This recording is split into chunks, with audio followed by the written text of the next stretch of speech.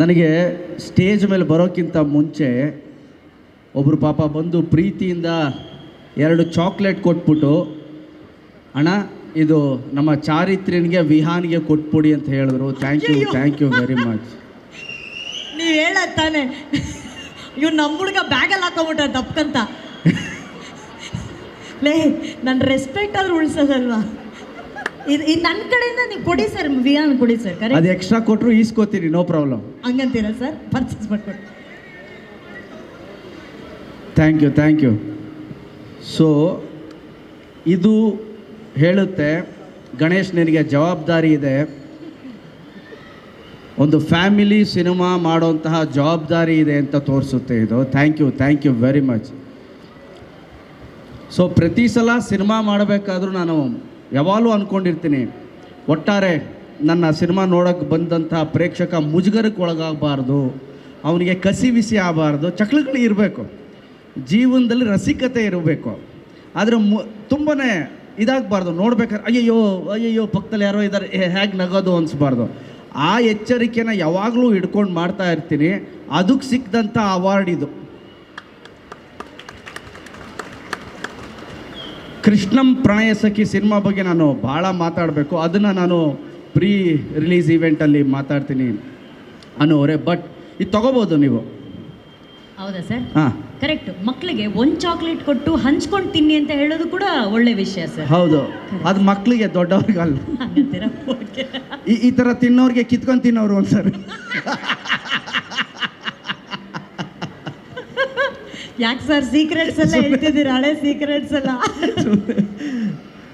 ಈ ಸಾಂಗ್ನ ಇವತ್ತಿನ ಹೀರೋ ನಮ್ಮ ಕವಿಗಳು, ಕವಿರಾಜ್ ಅವ್ರಿಗೋಸ್ಕರ ಒಂದು ಜೋರು ಚಪ್ಪಾಳೆ. ಯಾಕೆಂದರೆ ಸಾಂಗ್ ಬರಿಬೇಕಾದ್ರೆ ಬರೀ ಪದಗಳನ್ನ ಬರೆಯೋದಲ್ಲ, ಅದರಲ್ಲಿ ಅರ್ಥ ಇರಬೇಕು, ಆ ಜಾನಪದ ಶೈಲಿ ಇರಬೇಕು. ನನಗೆ ಅದರಲ್ಲಿ ಕವಿಗಳೇ ನೀವು ಹೇಳಿದ್ರಿ ನಿಮ್ಮ ಲೈನು ಫೇವ್ರೇಟ್ ಅಂದರೆ, ನನ್ನ ಫೇವ್ರೇಟ್ ಲೈನು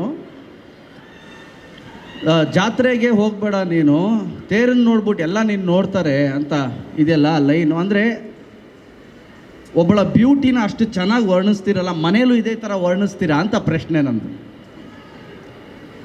ಪೇಮೆಂಟ್ ಇಲ್ಲ ಮನೇಲಿ ಪೇಮೆಂಟ್ ಇಲ್ಲ, ಅದಕ್ಕೆ ಹೋಗಲ್ಲ ಅಂತೆ.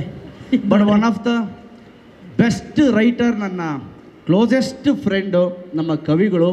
ಅವತ್ತಿಂದ ನಮ್ಮ ಮುಂಗಾರು ಮಳೆಯಿಂದ ಹುಡುಗಾಟ ಸಾಂಗು, ನೀವು ಚೆಲ್ಲಾಟದಿಂದ ನೀವು ಹುಡುಗಾಟಲ್ಲಿ ಮಂದಾಕಿನಿಯೇ ನೀ ಸಿಡಿಲಿನ ಕಿಡಿಯೇ, ಅದು ನಾನು ಕವಿಗಳು ಇಬ್ಬರೇ ಕೂತ್ಕೊಂಡು ಅವತ್ತು ಬರೆದಿದ್ದು ಕವಿಗಳು. ಆ ಥರ ಒಬ್ಬ ಅಂದರೆ ಒಂದು ಸಿಚುವೇಶನ್ಗೆ ಯಾವ ಥರ ಬರಿಬೇಕು, ಅದು ಹೇಗಿರಬೇಕು, ಬರೆಯೋದು ಮಾತ್ರ ಅಲ್ಲ, ಬಿಕಾಸ್ ಸಿನಿಮಾ ಅನ್ನೋದು ಒಂದು ಕಮರ್ಷಿಯಲ್ ಆಸ್ಪೆಕ್ಟು. ಎಲ್ಲರೂ ಮೆಚ್ಚೋ ಹಾಗೆ ಬರಿಬೇಕು ಅನ್ನೋದಿದೆಯಲ್ಲ, ಅದೊಂದು ಗ್ರೇಟ್ ರೆಸ್ಪಾನ್ಸಿಬಿಲಿಟಿ ಕೂಡ. ಆ ಥರದಲ್ಲಿ ಕವಿಗಳು ಅದ್ಭುತವಾದ ಸಾಂಗ್ಗಳನ್ನ ಬರೆದಿದ್ದಾರೆ. ಈ ಸಾಂಗ್ಗೆ ಥ್ಯಾಂಕ್ ಯು ವೆರಿ ಮಚ್ ಕವಿಗಳೇ. ಅರ್ಜುನ್ ಅವ್ರ ಬಗ್ಗೆ ಮಾತಾಡಬೇಕಾಗಿಲ್ಲ, ಬಿಕಾಸ್ ಎವ್ರಿ 2 ಲೈನು ನಮ್ಮ ಅನುಶ್ರೀ ಅವರೇ ಅರ್ಜುನ್ ಬಗ್ಗೆ ಮಾತಾಡ್ತಾ ಇರ್ತಾರೆ. ಅದೊಂದು ನಂಟು ಸರ್, ಲವ್ ಸರ್, ಹೇಳ್ಕೊಳಕ್ಕಾಗದೆ. ಸೊ ಅರ್ಜುನ್ ಅವರು ಅದ್ಭುತವಾಗಿ ಮಾಡಿದ್ದಾರೆ. ಅದು ಶೇಖರ್, ನಮ್ಮ choreographer Shekhar master has done wonderful job. ನನಗೆ ಒಂದು 3 ದಿನ ರಿಹರ್ಸಲ್ ಮಾಡಿಸಿ, ಯಾಕೆ ಡ್ಯಾನ್ಸ್ಗೆಲ್ಲ ರಿಹರ್ಸಲ್ ನಾನು ಅಲ್ಲೇ ಬಂದು ಮಾಡ್ತೀನಿ ಅಂದೆ. ಇಲ್ಲ ಸರ್ ಮಾಡಿ ಅಂದರು. ರಿಹರ್ಸಲ್ ಎಲ್ಲ ಆಯಿತು, ಫಾರಿನಲ್ಲಿ ಶೂಟಿಂಗ್ ಮಾಡ್ತಾಯಿದ್ವಿ. ಅಲ್ಲಿ ಒಂದು ಸ್ಟೆಪ್ ಆ ಸ್ಟೆಪ್ ಬರ್ತಾಯಿತ್ತು. ಸೊ ಬಂದೆ, ನಾನು ರಿಹರ್ಸಲ್ ಮಾಡಿದ್ದೀನಲ್ಲ, ಓಕೆ ಟೇಕ್ ಅಂದೆ. ಓಕೆ ಟೇಕ್ ಒಂದಾಯಿತು. 1 more ಸರ್ ಅಂದರು. 1 more ಅಂದೆ. ಇನ್ನೊಂದು ಟೇಕ್ ಆಯಿತು. ಅವ್ರು ಓಕೆ ಅಂದರು. ಕೊರಿಯೋಗ್ರಾಫರ್ ಓಕೆ ಮಾಡಿದಾಗ ಓಕೆ ಅಂದ್ಬಿಟ್ಟು ಹೋಗ್ಬಿಡ್ಬೇಕು. ಹೌದು, ಅಲ್ಲಿ ಹೀರೋಯಿಸಮ್ ತೋರಿಸ್ಬಾರ್ದು.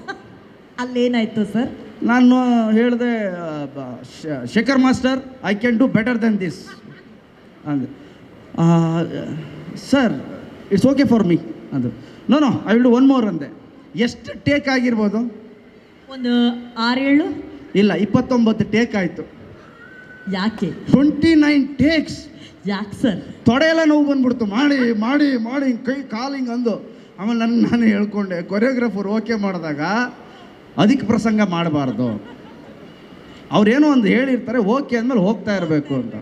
ನೆಕ್ಸ್ಟ್ ಶಾರ್ಟ್ಸ್ ಎಲ್ಲ ಕವಿಗಳೇ, ಶಿವ ಅವರೇ ಅವ್ರು ಓಕೆ ಅನ್ನೋಕ್ಕಿಂತ ಮುಂಚೆ ನಾನೇ ಓಕೆ 1 2 ಡ್ಯಾನ್ಸ್ ಆಗಿದೆ okay master sir sir one no okay it's okay master.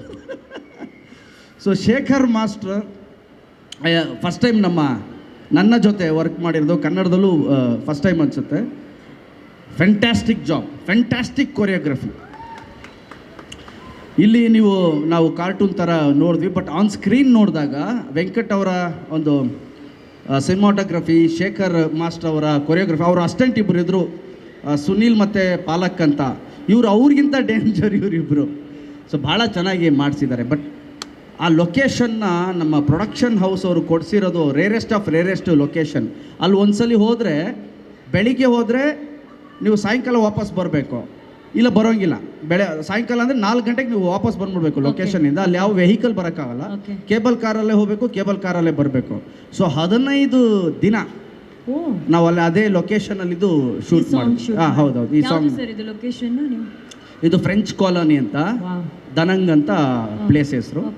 Very nice. So ಒಟ್ಟಾರೆಯಾಗಿ ಏನು ಈ ಸಾಂಗ್ಗೆ ನಾವು ಶ್ರಮಪಟ್ಟು ಭಾಳ ಖುಷಿಯಾಗಿ ಮಾಡಿದ್ವಲ್ಲ, ಅದು ಸ್ಕ್ರೀನ್ ಮೇಲೆ ಖಂಡಿತವಾಗ್ಲೂ ಜನ ನೋಡ್ತಾರೆ.